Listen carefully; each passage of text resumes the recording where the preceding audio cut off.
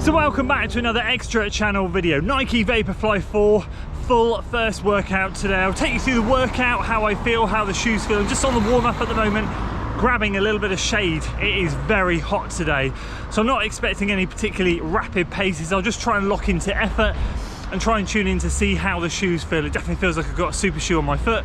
I'm excited to see how this one goes. On the cars today, I've got 3K, which is what I've been doing for most of my workouts, just as an LT1 type of effort, around marathon effort. That's going to be very controlled, very relaxed. Then I'm going to take 2 minutes easy jog recovery, and I'm going to rock in two sets of 2K, 1K. So after the 2K, I've got 90 seconds easy jog, and then after the 1K, I've got 60 seconds. So I go 2K, 1K, 2K, 1K. The 2K efforts are going to be in and around 10K effort, hopefully, and then the 1K efforts are going to be more around 5K effort. But the reality is, we'll just see, because I'm sweating buckets and I've only just done a mile warm up. So we'll get into this. I'll take you through how I feel in the Vaporfly 4. Right, let's lock in. 15-minute warm up done. Relax, 3K. At a controlled effort.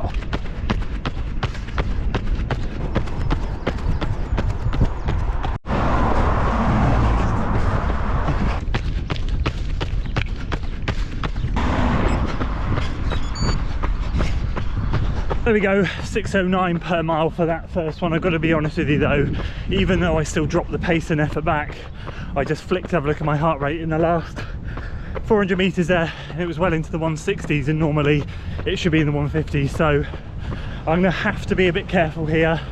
Obviously it takes time to adapt to this level of heat, and I want to finish the workout, so I might take this first set a bit conservatively, and then if I feel good at the end, rip the second set. Let's just get the first set done. Here we go, first 2K rep.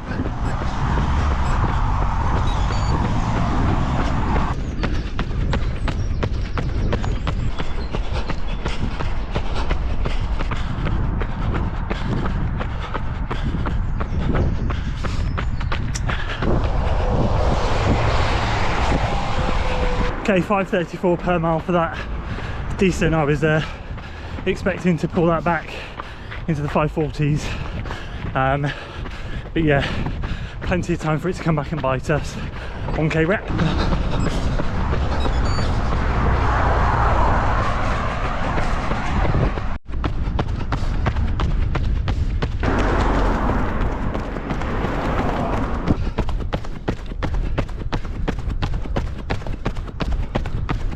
There we go, 5:19 per mile.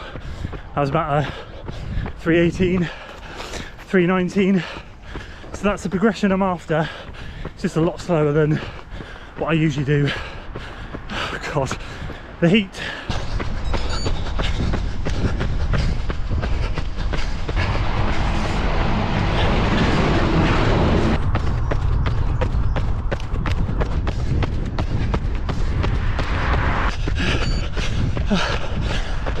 There we go, second 2K rep done, 5:32 pace, so a couple of seconds a mile quicker. It's just, I need to wrap this one up. 1K to go.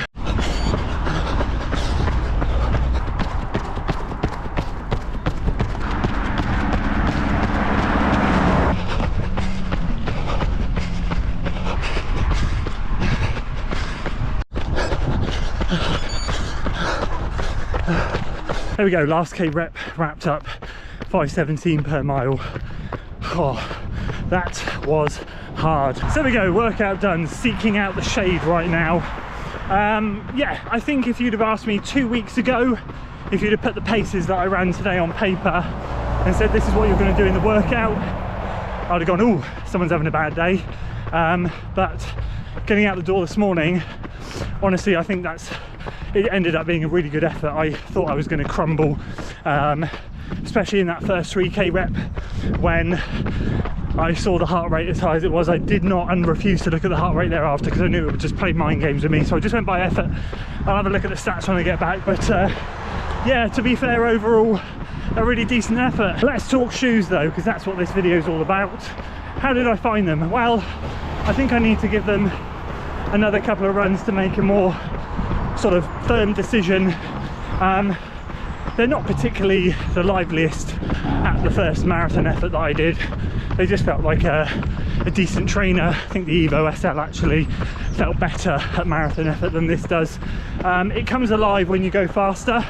I think when you look at the stats, the facts and figures, how it's lost a bit of stack, how it's lighter, that's kind of what you'd expect to happen, and it did, and it felt fun moving fast. Honest thoughts though, I think the Streak Fly is more aggressive.